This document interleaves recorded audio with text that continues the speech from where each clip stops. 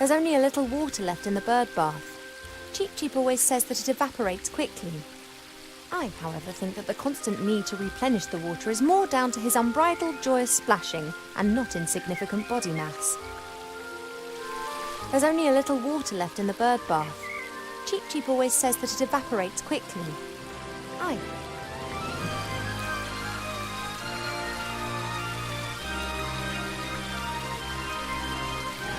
A fairly small, unattractive tree. Huh. I'd like to see how attractive you'd look if someone disturbed you on the pot in the morning. You mean...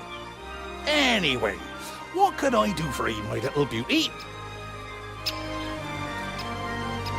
The garden always looks fantastic, Arbor. Thank you. It's a girt load of work. People always think elf gardens are fabulous by their very nature. But you need a mighty good gardener. You have got green fingers. Ah, that's just moss, my dear. Happens if you spend all day grubbing around in the earth and don't wash your hands properly in the evenings. You tree shepherds do a great job. Tree shepherds? The trees just stand there. What do they need a shepherd? However, I quite fancy one of those shepherd dogs. Hey, Rex, do you want to be my shepherd dog? Nah, my darling. I'm a gardener. Nothing more, nothing less. Mother put me on a diet this morning so that I'll look perfect for my wedding. Oh, everything has to be perfect for her. No such thing in nature, of course. Or rather, everything is perfect if you just let nature run its course. You tell that to Mother. I have, many times. She'd be very clever in some things, but very daft concerning that. Now then, she is the queen. I'm old enough to be able to call a spade a spade. Spade, gardener, get it? What are you up to today then? Got much on? Oh, the usual. You know, it never rains in the Elfborough, but the flowers need their water, so I water them every day. Ah, the curse of good weather. The weather isn't the only thing which isn't right. I've been here 30 years, and for 30 years we've had autumn. Time passes differently in the Elfborough. Slower. Well, that's why everyone grows to be ancient here, obviously. But if we had a bit of normal weather and the usual seasons, there'd be a lot more variety here. Mother doesn't like bad weather. There's no such thing as bad weather. Ask your father, he knows. You and Father, you get along well, don't you? Ah, no one understands more about nature than him, that's for sure. But I don't often ask him for help. Thinking has never got a field dug, if you get my drift. He's just more of a theorist. Ah, the mud on your feet, the smell of fresh earth, all that joy and life. And he's missing out on the lot by just sitting around up there and doing nubbit. Mother told me he used to go for long journeys through the woods and strange lands, and now he's just thinking them over. He has been for the last few hundred years. Ah, won't be long before he comes to some conclusion then. I have to get on. Yup, got a bit to do myself. I just don't know what's wrong with that plant over there.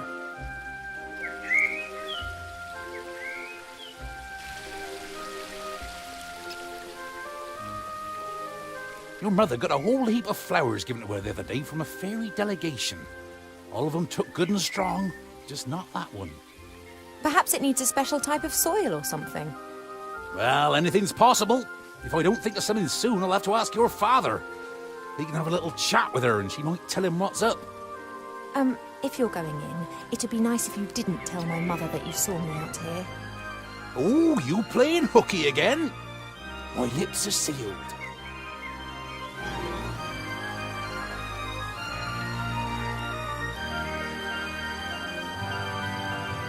It doesn't look very well at all.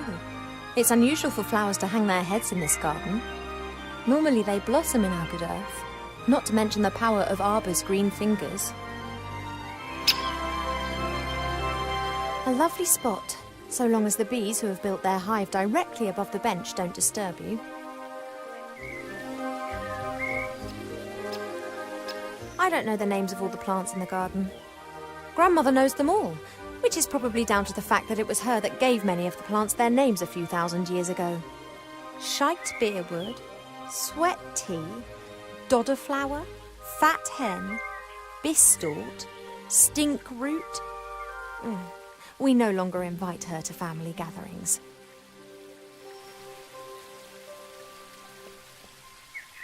This is Mother's mirror. It's said that you can see into the furthest corners of the land and know what's happening in every part of the world.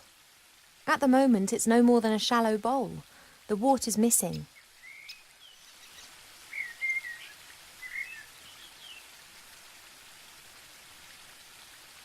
Mother thought it was unseemly of the bees to build their hive in our garden.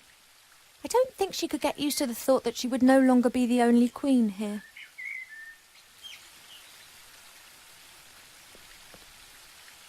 Hi, Arbor. Oh, Ivo! Have you found out what's wrong with the plant yet? Nope, I haven't. Everything looks proper. Earth is moist and nutrient-rich. The sun is shining. Difficult case. I'd quite like to smoke my morning pipe now, but first work, then play. See you later, Arbor. See ya!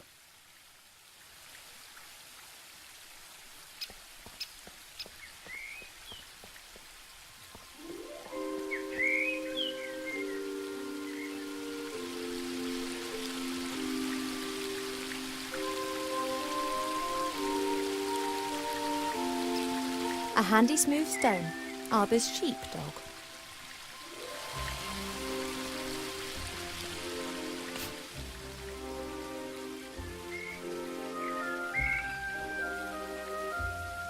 Arbor's pot, literally.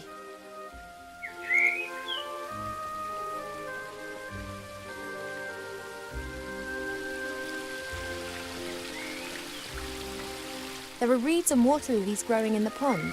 Naturally, they were planted there. They don't grow in the wild so high up the mountains.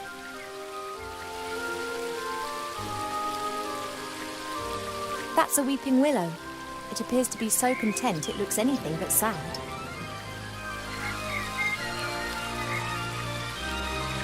The spring brook emerges up there.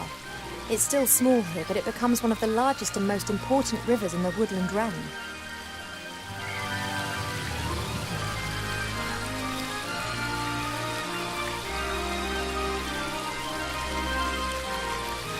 That leads up to the throne room. Mother will be conducting the affairs of state with an iron will, whilst Pa leans against the tree of life, probably sleeping.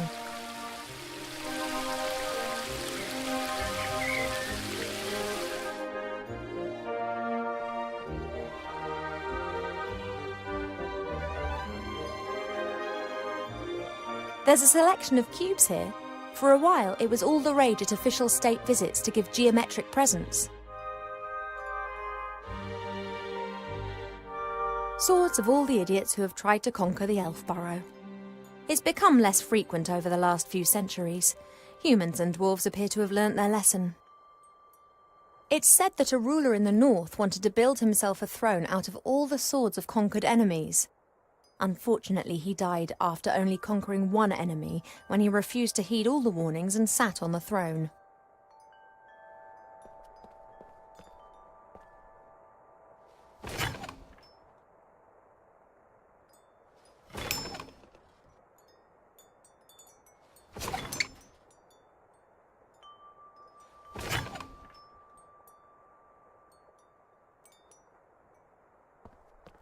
This flower clearly is one of the more exotic of the palace's flowers.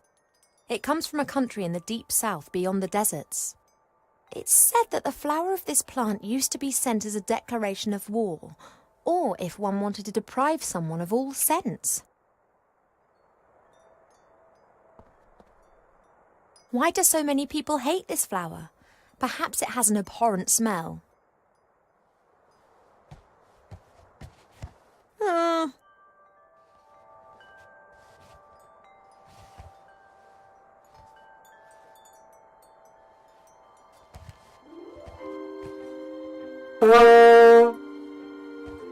Now that explains why this flower is classified as a weapon in 24 countries.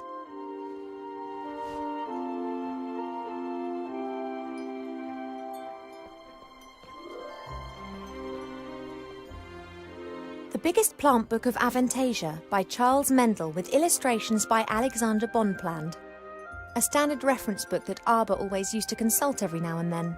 However, he insists that he now knows it off by heart. Perhaps I can help Arber solve the problem with that flower. Let's take a look.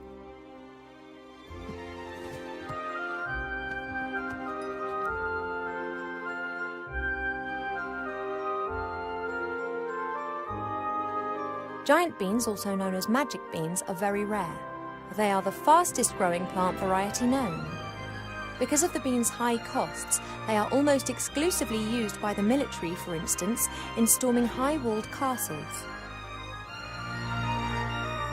Killer tomatoes are the most devious of the meat-eating plants. Disguised as tomatoes, they hunt on allotments for defenseless humans. The tree of wrath bears fruit several times a year. These grapes of wrath are bad-tempered beasts that can lay whole areas to rack and ruin.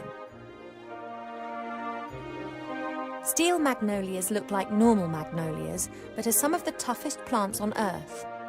They can be softened using tragic women's stories and subsequently may be picked. This plant reminds me of the one that Arber's having problems with at the moment. Love lily. The love lily enters into an enduring relationship with another plant very early in its life, which frequently lasts its lifetime. If the partner plant dies, then the love lily does not normally survive the separation.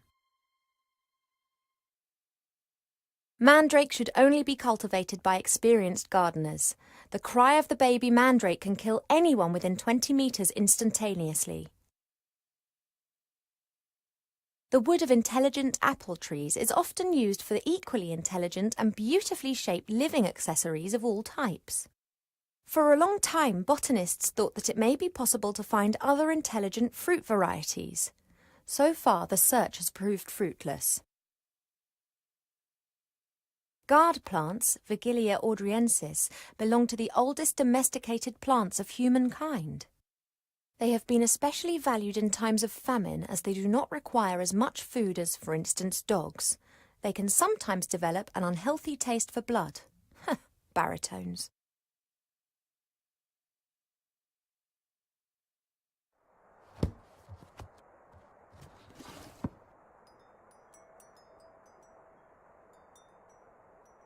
A present from one of the northern kingdoms.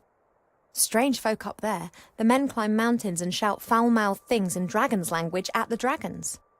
I think it's some kind of test of courage.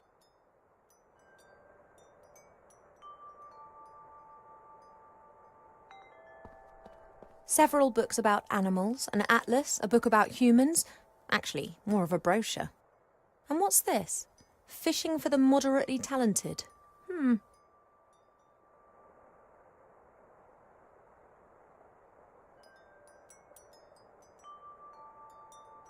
A great example of the variety of our world's fauna. Some of the ideas Mother Nature has can be quite off the wall.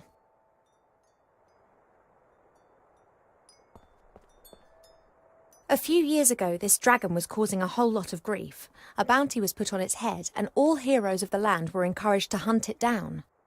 40 brave warriors penetrated its lair and slew it. They brought the head to the palace where it was displayed in triumph. The strange thing was that a bit later more adventurers came carrying an identical head. Then more and more heroes arrived.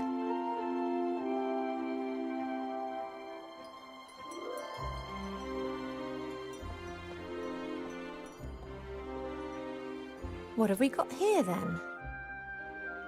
Aha! Ah! Almanac of Elf Medicine. That's what I've been looking for. Ow! Be careful, if you please. A speaking book? An ill elf?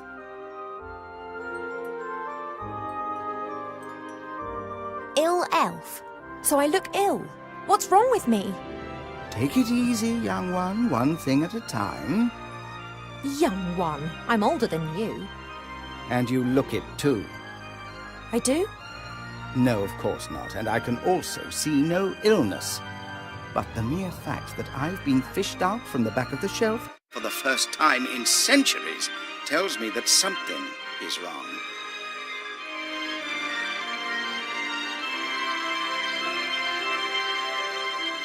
I haven't been feeling too well recently. I'm sleeping badly and have no appetite. I know that elves are very seldom ill. Seldom ill does not actually mean never ill. Elves can, for instance, suffer from a broken heart. Oh, please.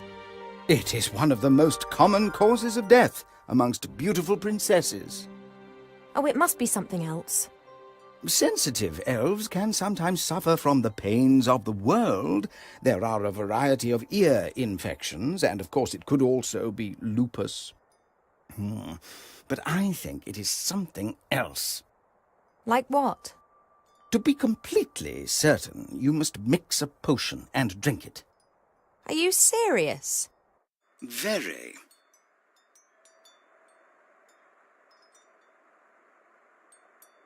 Are you actually qualified to make a diagnosis? And why can you talk? I am a magical medicine book. That actually serves as an answer to both of your questions. I've never encountered a talking book before.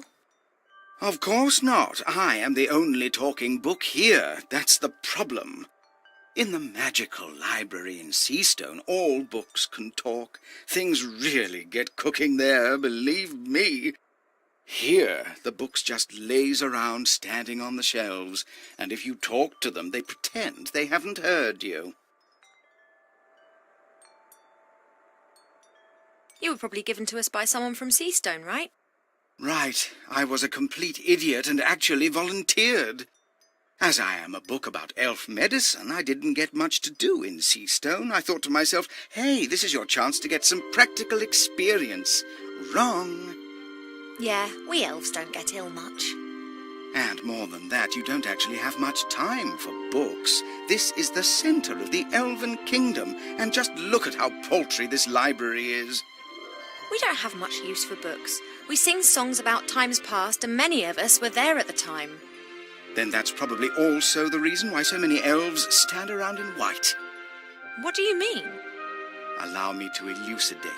Over the years, the songs you elves sing will be changed and adapted, a little here, a little there. This editorial process is nothing more than refined elvish propaganda, presenting them as intelligent and morally impeccable. And who can prove otherwise? There are no other witnesses and there are no books. I demand to know this instant what sort of illness I have. Sometimes it's better not to know. I can take it. A placebo only works when one doesn't know that it is a placebo. And some illnesses can be best fought when one doesn't let oneself be intimidated or confused by them. Make the potion and then come back and drink it. Then you'll be sure. And if it's lupus? Have you been bitten by a wolf of late? No. Then it can't be lupus. No, I'm pretty sure it's something else. Now, that potion, drink it, and then I can tell you more. All right, this potion, what goes in it? It is very easy to make. You need to pound together the green fruit of a metis bush, a spoonful of honey and a red herring, and then mix with water into a viscous potion. Oh, that sounds revolting. It's medicine. It isn't supposed to taste nice. And if I drink it, I'll be well again? We will then at least know what is wrong with you. This metis bush, where can I find one? Haven't a clue. I'm just a book and have spent years sandwiched between dusty hymnals and a tome of revolting recipes. A red herring. Are you serious? Of course, why not? Red herrings are known all over the land as particularly useful fish. Their uses in the areas of medicine, cuisine, and literature are too numerous to mention. All right, so I've got a red herring. What are the potion's ingredients again? The green fruit of a metis bush, a spoonful of honey, and a red herring. You have to put everything into a bowl with a bit of water and pound it until it forms a viscous potion. Thank you. I think that's all for now. Normally, it's me that ends patient consultations. You are only a princess, but I am a doctor.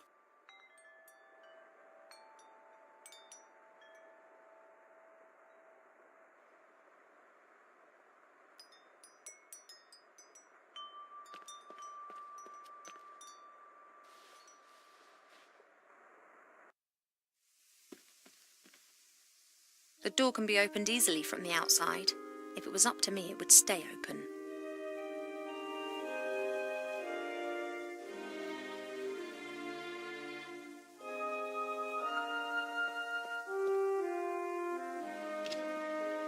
Pearls, precious stones, sparkling earrings and necklaces. All the stuff I have to wear at official functions. If it were up to Mother, I would have trunkfuls of this stuff, and a wing of the castle would be my wardrobe. She just can't understand why Pa and I aren't into this sort of thing.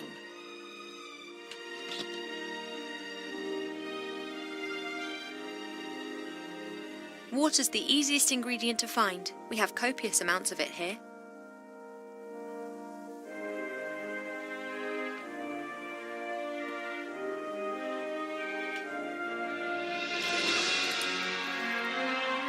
That should do it.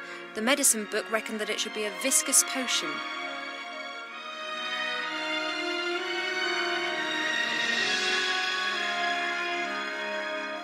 This flower was given to us by the fairies, just like the love lily down in the garden. I bet they belong together.